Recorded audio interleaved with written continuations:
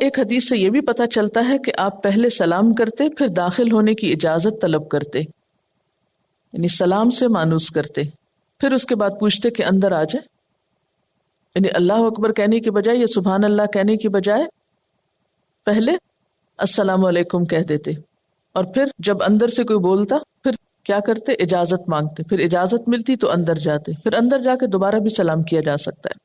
حدیث سے یہ پتہ بھی چلتا ہے کہ آپ پہلے سلام کرتے پھر داخل ہونے کی اجازت لیتے، اور آپ کا یہ معمول بھی تھا کہ 3 مرتبہ آپ اجازت طلب کرتے، جواب نہ آتا تو واپس لوٹ آتے، اور یہ بھی آپ کی عادت تھی کہ اجازت طلبی کے وقت آپ دروازے کے دائیں یا بائیں جانب کھڑے ہوتے تاکہ ایک دم سامنا نہ ہو۔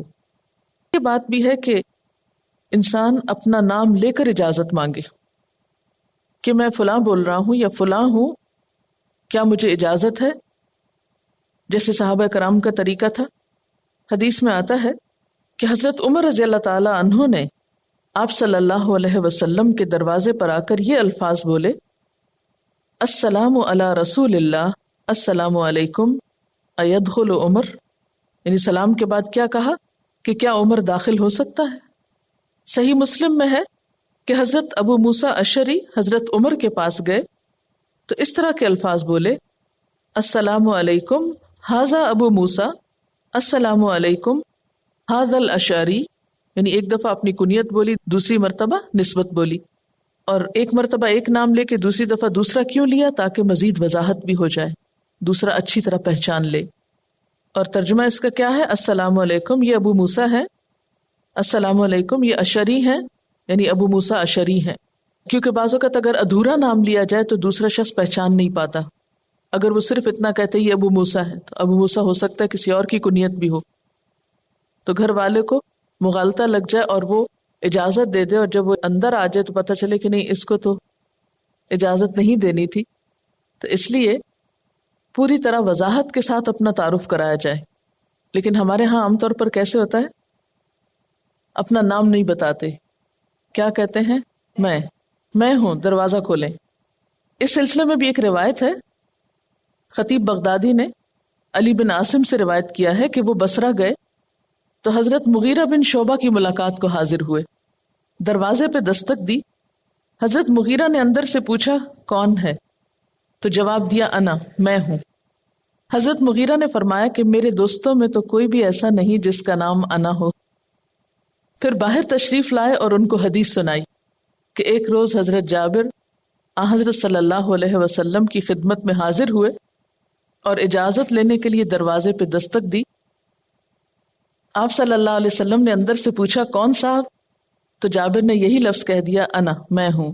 تو آپ نے ڈانٹ کر فرمایا انا، یعنی انا کہنے سے کیا فائدہ۔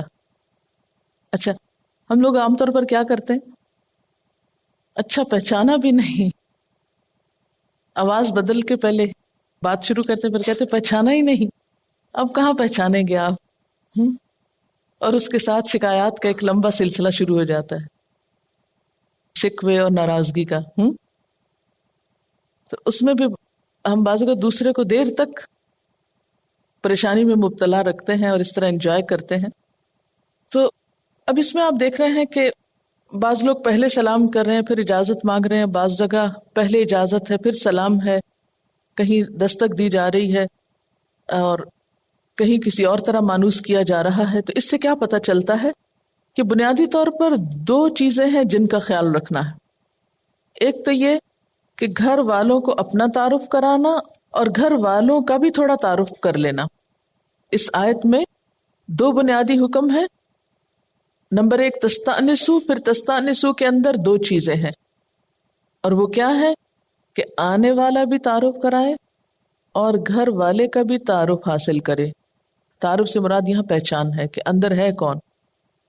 مثلاً ایک گھر میں بہت سے لوگ رہتے ہیں، آپ کسی ایک خاص شخص سے ملنے کے لیے گئے اور جس سے آپ ملنا چاہتے ہیں وہ گھر پر ہی نہیں، تو بعض لوگ کیا کرتے ہیں کہ پھر ڈیرا جما لیتے ہیں، وہ اگر گھر پر نہیں بھی تو دوسروں کا وقت ضائع کرتے ہیں۔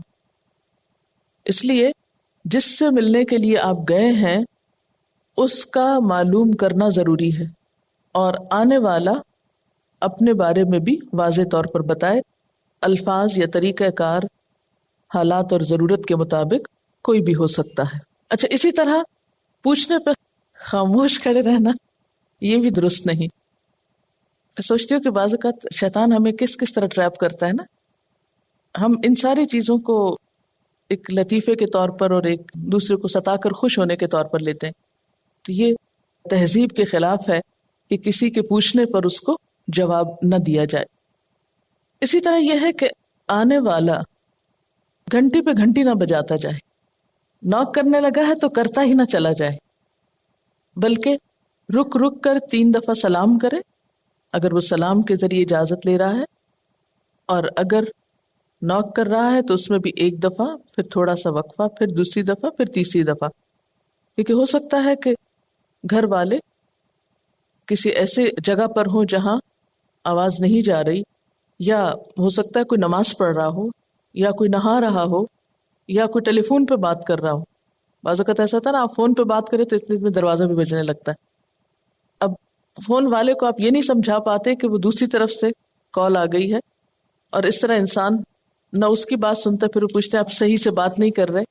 اور دروازے والا بعض اوقات دروازہ بجا بجا کے اور شور مچا کے واپس بھی جا چکا ہوتا ہے، اور اس طرح گھر والے کو اس کی پریشانی ہوتی ہے کہ یہ ہوا کیا، اور دیر تک بعد میں انسان ایسے گلٹ میں مبتلا رہتا ہے کہ شاید کسی آنے والے کے ساتھ زیادتی ہوئی ہے. بعض اوقات ایسا ہوتا ہے کہ کسی کی آمد کا انتظار ہوتا ہے، ویسے کسی نے فون پر اطلاع دی کہ میں آ رہا ہوں، اب آپ انتظار میں ہیں. اتنے میں آپ کیا ہوا کہ انتظار کرتے کرتے آپ کو ضرورت پیش آئی کہ آپ واش روم میں چلے گئے. اب وہ آیا، اس نے دروازہ نوک کیا 1 دفعہ 2 دفعہ 3 دفعہ، 7 ہی گھنٹیاں بجائیں، اور وہ گیا غصے میں کہ اطلاع بھی دی تھی پھر بھی پرواہ نہیں کی، خود گھر سے غائب ہے. حالانکہ غائب نہیں ہوتے، گھر کے اندر ہی ہیں. بعض اوقات ایسا ہوتا ہے کہ ایک شخص کہتا ہے میں آ رہا ہوں، اب وہ آ رہا ہے، بہت دیر ہو رہی ہے، نماز کا وقت نکل رہا ہے. دوسرا شخص نماز شروع کر دیتا ہے کہ اچھا جب تک وہ آتا ہے میرے نماز کا وقت نہ نکلے، مثلا مغرب کی نماز یا عصر کی نماز کا وقت کم ہوتا ہے. ایسے میں عین اس وقت جب آپ نے اللہ اکبر کہی، بیل بجنا شروع ہو گئی. تو ایسی صورت میں آنے والے کو بھی تھوڑی تہذیب کا مظاہرہ کرنا چاہیے کہ 1 دفعہ بیل بجانے کے بعد تھوڑی دیر رک کر صبر کر کے پھر دوسری مرتبہ، پھر تیسری مرتبہ، اور اسی طرح کوئی بھی طریقہ اطلاع دینے کا ہو اس میں ایسا ہی کرنا چاہیے. آنے کی اطلاع دینے کا ایک بہت ہی مہذب طریقہ وزٹنگ کارڈ بھیجنا ہے. یعنی آپ نے دروازہ نوک کیا، کوئی بچہ آیا، آپ بجائے اس کے کہ اسے لمبی تقریر کر کے سنائے وہ میں تمہارے ابا کا وہ فلاں جگہ کا کلاس فیلو ہوں اور پھر یہ ہوا وہ ہوا، اور بچہ اس کو پوری طرح سمجھ نہ پائے کہ کہنے والا کیا کہہ رہا ہے، تو اس سے بھی مس انڈرسٹینڈنگ ہو سکتی ہے. ایسے میں اگر آپ اپنا وزٹنگ کارڈ دے دیتے ہیں، یا بیل بجا کے نیچے سے ڈال دیتے ہیں، یا لیٹر باکس ٹائپ چیز بعض اوقات گھروں کے ساتھ لگی ہوتی ہے، اس میں سے اندر پھینک سکتے ہیں، تو آپ دوسرے کو آنے کی اطلاع اس طرح بھی دے سکتے ہیں. اور یہ بہت ہی معقول طریقہ ہے، اور اس میں دوسرے کو ایک دم پوری پہچان ہو جاتی ہے، کیونکہ اس میں آپ کا نام بھی ہے، آپ کا ایڈریس بھی ہے. اور ان کیس کہ آپ گھر پر نہیں اور اگر کوئی چھوڑ جاتا ہے تو اس سے بھی دوسرے کو تسلی ہوتی ہے کہ کس نے کال کیا یا کون آیا، اور آپ اس کو کال بیک بھی کر سکتے ہیں. بعض اوقات ہم کہیں جاتے ہیں، اپنی کوئی اطلاع نہیں چھوڑتے، اور پھر اس کے بعد شکوہ خوب کرتے ہیں کہ ہم آئے تھے اور آپ گھر پر کیوں نہیں تھے. تو ایسی صورت میں ناراضگی کا اظہار کرنے کی بجائے اپنا فرض بھی پورا ادا کرنا چاہیے. پھر آپ دیکھیے کہ یہاں پر ساتھ ہی یہ فرمایا کہ فَإِلَّمْ تَجِدُوا فِيهَا أَحَدًا فَلَا تَدْخُلُوهَا. بعض اوقات ایسا ہوتا ہے کہ آپ بیل پہ بیل بجا رہے ہیں، کوئی نہیں نکلا، لیکن گھر کا دروازہ کھلا ہے، تو آپ سوچیں کہ دروازہ تو کھلا ہی ہے، کوئی جواب نہیں دے رہا، میں اندر جاؤں. فرمایا نہیں، اگر تم اندر کسی کو نہیں پاتے تو اندر مت داخل ہو، حَتَّى يُؤْذَنَ لَكُمْ، یہاں تک کہ تمہیں اجازت دے دی جائے، اس کے بغیر مت اندر جاؤ. کیوں؟ اس صورت میں کیا خطرہ ہے اندر جانے میں، کہ ہو سکتا ہے کہ آپ اندر جائیں اور اندر خدا نخواستہ کوئی حادثہ ہوا ہوا ہو، اور آپ ڈر کے مارے فوراً باہر نکلے، اتنے میں باہر سے کوئی آپ کو دیکھ لے، خدا نخواستہ کسی گھر کے اندر کوئی ڈیتھ ہو چکی ہو یا کوئی قتل ہو چکا ہو یا کچھ ایسے واقعات اگرچہ بہت ریئر ہوتے ہیں لیکن بہرحال ہوتے ہیں. اب آپ نے بیل کی، دیکھا اندر سے کوئی نہیں نکلا، تو آپ تنہائی اندر چلے گئے، یہ درست نہیں. ایسی صورت میں اگر کوئی ان یوزل سی سچویشن ہو تو اکیلے نہیں جانا چاہیے، 2-4 لوگوں کو ساتھ لے کر جانا چاہیے، تاکہ خدا نخواستہ کسی ایمرجنسی کی صورت میں یا کسی ان یوزل واقعے کی صورت میں آپ کے ساتھ دوسرے لوگ بھی گواہ ہوں۔ اب دیکھیں نا کہ اگر مثلا کوئی اکیلا اندر چلا گیا اور اکیلا نکل رہا تھا، پڑوسی نے دیکھ لیا کہ ہاں فلاں شخص اندر سے نکل رہا تھا، وہ نکل کے گھر گیا تو پیچھے سے پتہ چلا اندر ڈیتھ ہوئی بھی ہے، ہو سکتا ہے وہ اس کے نام لگا دی جائے کہ جی وہ نکلا تھا اس وقت۔ تو اس میں کئی ایک احتمالات ہو سکتے ہیں، کئی اور وجوہات بھی ہو سکتی ہیں۔